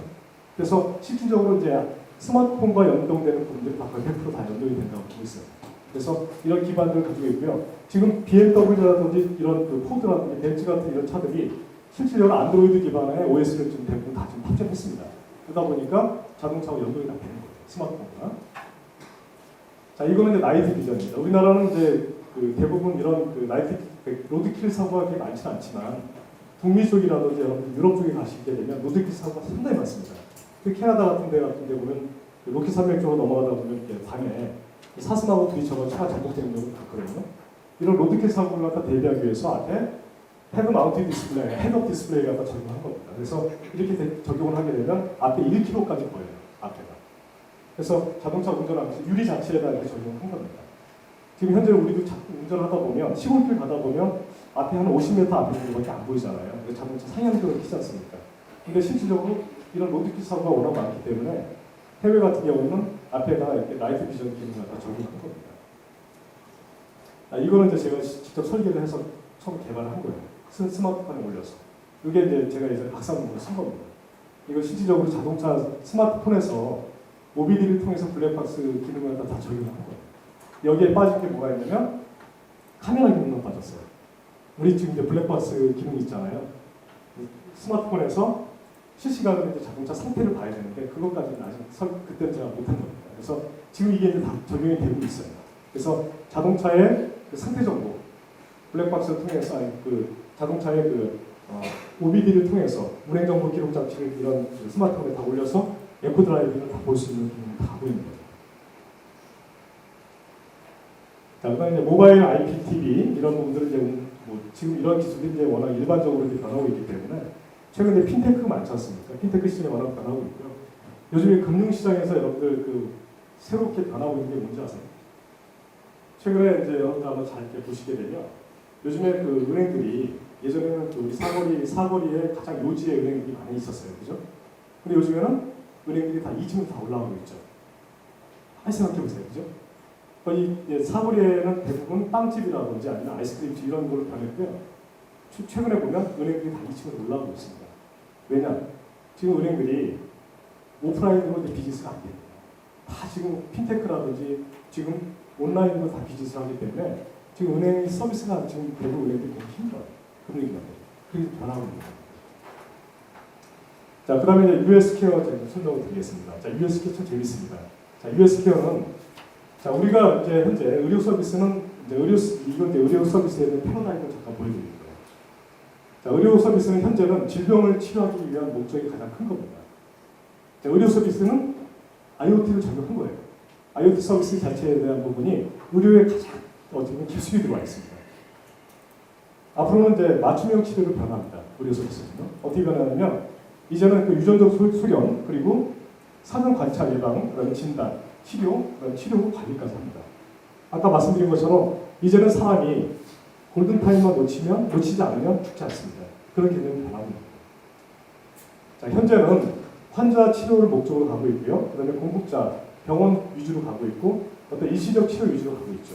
그래서 어떤 뭐 사람들의 어떤 환자가 이제 그 병원을 방문해서 서비스하는 구조로 되어 있는데 앞으로는 이제 평생 예방 개념으로 가고 있습니다. 그리고 이런 그 환자와 사람과 그러니까 사용자 중심의 이런 환자 중심의 서비스를 변하고 있다는 거죠. 그래서 이 그림이 깨끗하게 안 보이는데요. 현재는 이제 그 US 그러니까 우리가 보통 2000년대에 넘어오면서 US 케어 개념에서 이제는 웰리스 개념으로 이제 변하고 있는 거예요. 그래서 웰리스를 통해서 유비쿼터스 환경과 같이 연계해서 지금 이렇게 이제 진화를 하고 있고요. 그러면 앞으로는 현재 개인 헬스케어와 공공 헬스케어라는 그런 두 가지 팩터로 변화를 이제 나눠서 이제 분류해서 보고 있습니다. 그러면 헬스케어는 앞으로는 이제 개인 헬스케어와 공공 헬스케어 두 가지 팩터를 가지고서 이제 진화하고 있다고 여러분 보시면 됩니다. 자, 그러면 먼저 개인 헬스를 좀 보여드릴게요.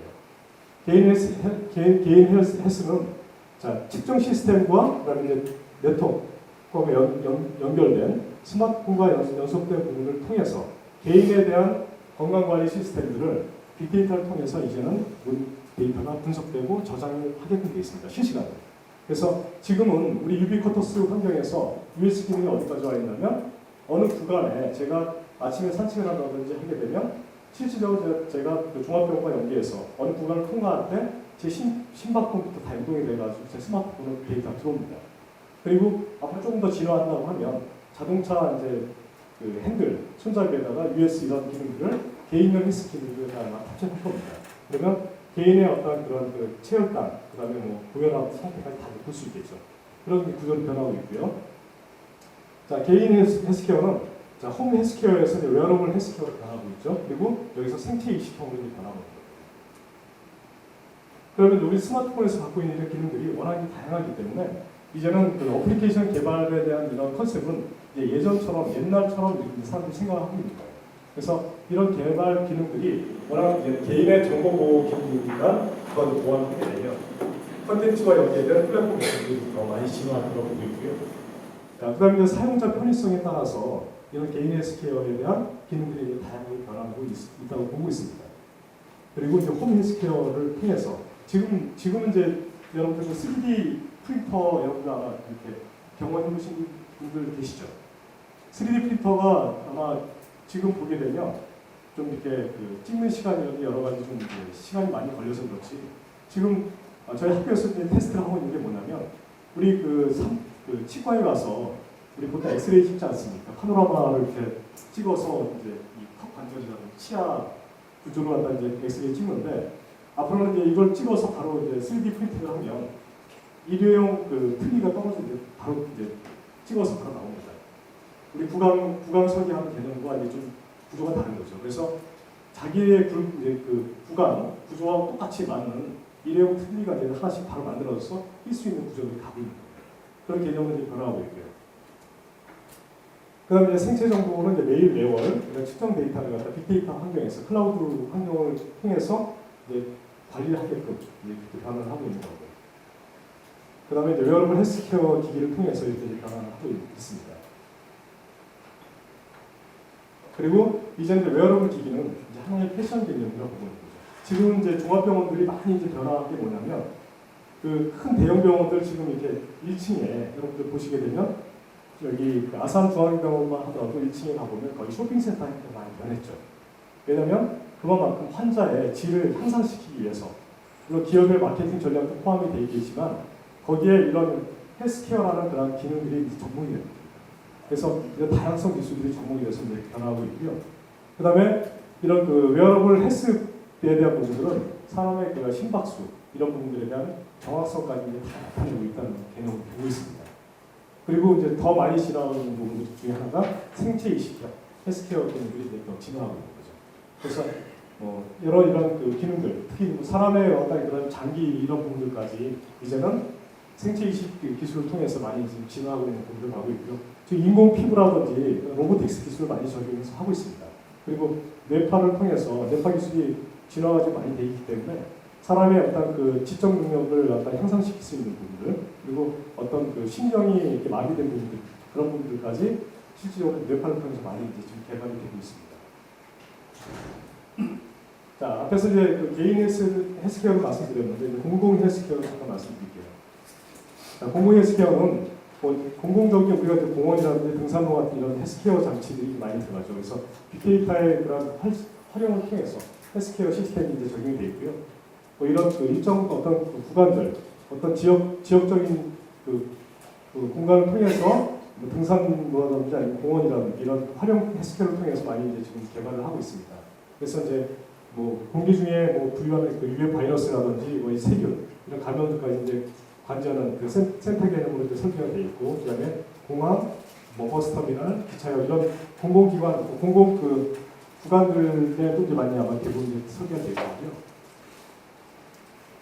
그 안젤리나 졸리가 지난번에 아마 여러분들 그 해외 토픽에서도 많이 보셨잖아요, 그죠?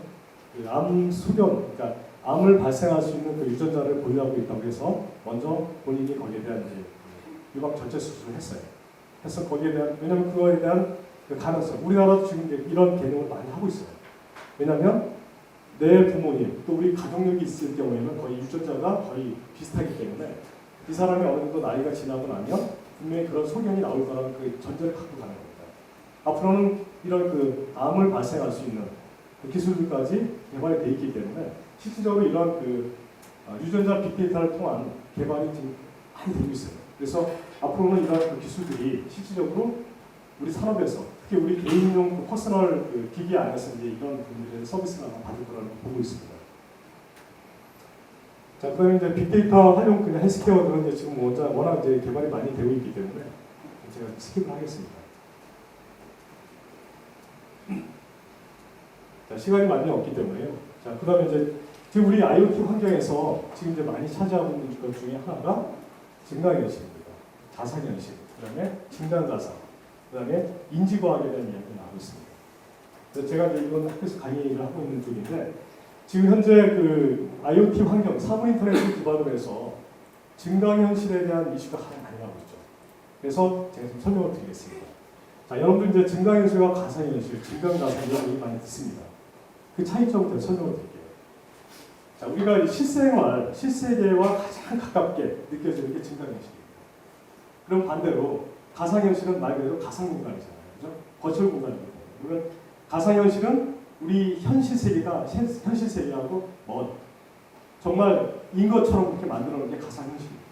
그래서 그걸 VR 보통 이렇게 얘기합니다. 그러면 증강현실은 현실 세계를 기반으로 한 가상화, 그리고 가상현실은 실질적으로 이런 가상공간에 대한 부분을 표기하고 있습니다. 자, 증강현실은 가상현실과 틀립니다. 증강현실은 컴퓨터 인터랙션이 아주 자유로운 겁니다. 그래서 휴먼 컴퓨터 HCI 기술이 가장 그러니까 현실과 밀접해서 실세계와 가장 접목해서 서비스할 수 있는 가상현실입니다. 그래서 우리가 얼마 전에 그 알파고하고 이세돌 구단이 같이 이렇게 바둑을 했는데, 실제 사람들과 인공지능 때문에 막 그냥 또 한때 좀 시끄러웠잖아요. 그죠? 인공지능이 대세다 해가지고 우리 또 청와대에서도 막 또 거의 투자한다고 난리가 났었죠. 사실은 그게 아니에요. 인공지능은 옛날부터 있었어요. 인공지능 기술이 어느 하루아침에 이세돌이 나와가지고 이세돌이 인공지능을 한 게 아니고요. 인공지능 기술 자체는 벌써 한 20-30년 정도 있었습니다. 단지 그게 계속 고도화가 되면서 지금 현재처럼 빅데이터 환경에서 이러한 그 콘텐츠나 이런 서비스 기술들이 데이터가 많이 없었기 때문에 그런 거고요. 그러한 기술들, 여러분들 우리 그 대부분 우리 집에서도 뭐 그 인터넷이 아니면 컴퓨터 고스톱도 치고 또 컴퓨터 바둑도 두지 않습니까? 이게 인공지능이에요.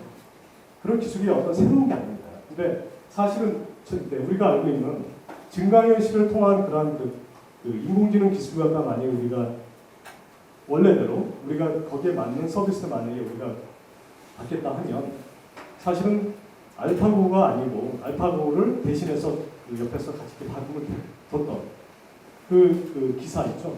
그 대구 기사가 실질적으로 알파고와 연동을 해서 휴먼 인터랙션을 갖다 서로 인터페이스를 구성하면서 같이 받음을 둬야 됩니다. 그게 실질적으로 우리가 알고 있는 인공지능의 가장 근본적인 목표입니다. 근데 여기에 지금 이제 그래서 증강현실은 실생활을 통해서 이제 가는 부분이고요.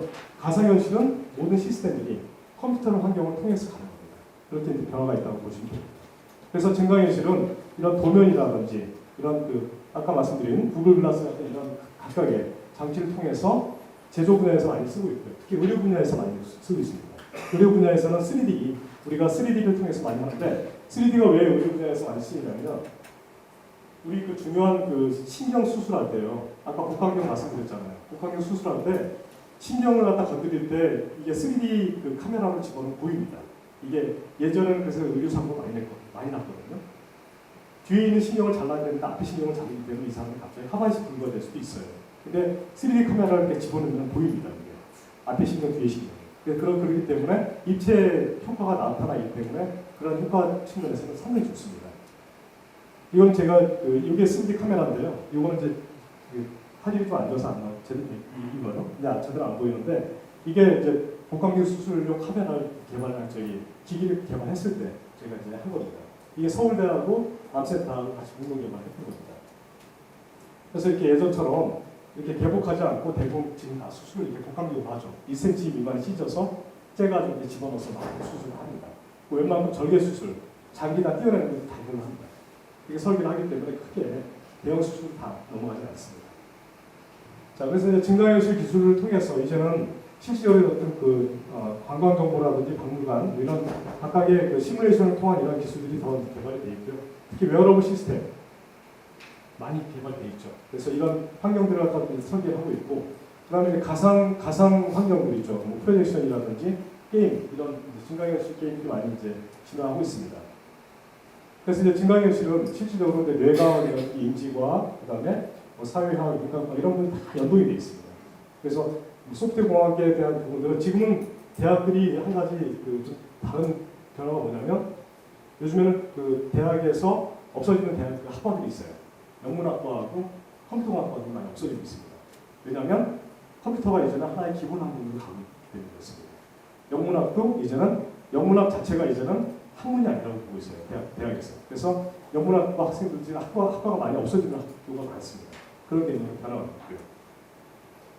자, 이제 가상현실입니다. 가상현실은 버추얼 리얼리티라고 하죠. 컴퓨터 안에서 생성되는 모든 가상의 세계입니다. 현실 세계가 아니에요, 이거. 그죠? 그래서 가상 공간에서, 버추얼 공간에서 우리가 알고 있는 그런 가상 세계를 갖다가 가상 환경이라고 얘기하고 있습니다. 이건 이제 그 가상 차기 시스템이에요. 지금은 우리가 그 스마트 글라스 앞에 가면요. 스마트 미러 앞에 딱 서면 실질적으로 내 생체 정보뿐만이 아니고 내가 실질적으로 옷을 입은 것처럼 그 드레스를 갖다가 이렇게 걸친 것처럼 다 이렇게 보여주는 그런 가상의 차기 시스템이 다 개발이 되어 있고 이렇게 앞으로 변할 겁니다. 실제로 이제 패션쇼도 이렇게 가고 있고요. 또 지금 그 패션쇼장에 가면 홀로그램 패션쇼도 지금 요즘에 유행을 하고 있습니다. 실질적으로 모델들이 나오는 게 아니고 연예인들이 실질적으로 워킹을 하는 것처럼 다 똑같이 보입니다. 360도 똑같이 해서 그 관람하는 사람은 똑같이 앉아있는데 앞에 지나가는 게 실제로 홀로그램 영상으로 지나갑니다. 그렇게 다 구현이 돼 있어요. 그래서 이제 가상 그 현실은 앞으로 이제 3차원 그래픽을 통해서 개발을 하는데 이제는 이제 3차원, 4차원으로 넘어가 있기 때문에 이런 그 홀로그램 기반을 통해서 이제 그 환경들이 이렇게 변화하게 되면 아무래도 앞으로 이제 환경들은 상당히 이제 플랫폼을 통한 그런 그 콘텐츠와 연계된 이런 서비스들이 많이 개발이 될 거라고 보고 있습니다. 그 중에 이제 하나가 인공신경 환경입니다. 그래서 인공신경은 이제 손상된 신경을 우리가 회복시켜주고 그다음에 기능성을 생체공학적으로 해서 뇌파와 사람의 그런 그 일부 신체 부위를 로보틱스로 대체하는 부분들은 이런 구조를 많이 변하고 있고 또 그다음에 이제 최근에 이제 그 생체 이식을 통해서 이런 기술 서비스 많이 하고 있습니다. 인공 피부에 대한 부분들이 이제 변화하고 있기 때문에 실제로 로보틱스가 지금은 인공지능화되어 있는 부분이 많습니다. 그리고 지금은 웬만한 대형 빌딩 이제 같은 경우에 보면 사람이 바트 타고 내려서 청소하는 개념이 아니고요. 지금은 대형 빌딩들을 보게 되면 청소 로봇을 딱 붙이면 얘가 돌아다니면서 청소 다 합니다. 그래서 지금 웬만한 63 빌딩 같은 데도 청소 로봇 한 5개를 딱 붙이면 하루면 청소 다 유리창으로 청소 다 끝냅니다. 그 정도 설계가 돼 있어요. 그래서 그런 관점에서 보시게 되면 앞으로의 그 IoT 환경들이 워낙 이렇게 이제 변화하는 부분이라든지 진화하는 부분들이 빨리 변하기 때문에 우리 생활에서 이제 차지하는 비중들이 IoT 환경, 특히 사물 인터넷을 통해서 변화하는 그런 시장들이 워낙 라이프 사이클이 빠르다고 이렇게 생각하시면 됩니다. 그래서 제가 오늘 강의 여기까지 이제 좀 준비하는 내용이고요. 사실은 이제 좀 더 내용을 한 가지만 가지고 이렇게 좀 구체적으로 좀 기술적인 부분을 갖다가 설명을 드리면 많이 지루하실 것 같아서 각 이제 산업 분야별로 좀 정리해서 좀 설명드리겠습니다. 오늘 강의 여기까지만 하겠습니다.